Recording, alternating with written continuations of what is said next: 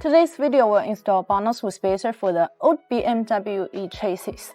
Let's see the difference after install 12mm with spacers. For most cars, there is difference in the track width between the front and the rear. When the front wheels look good but the back wheels stick in a little too far, we can add proper wheel spacers to the rear only to fill out the rear wheel arches. The wheel track matches more closely to the front, which improves the appearance significantly.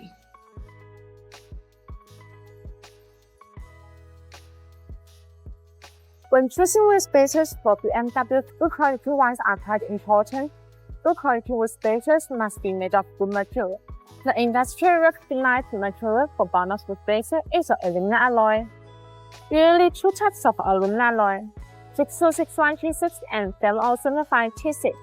The forged aluminum alloy will have a denser structure and better performance than cast ones, mainly in terms of precise strength, yield strength, and proof flow data. The hollow-out design of these BONOSS forged wheel spacers effectively reduces the weight and energy consumption, improve handling while ensuring safety and reliability.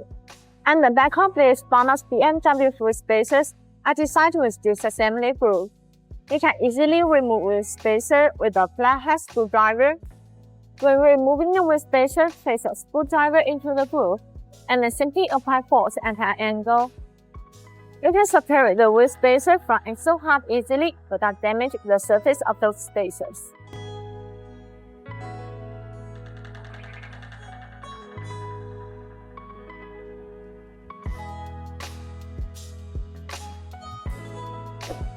That's all for today's video. If you want to get BONOSS with spacers, please see the link below. See you next time. Bye bye.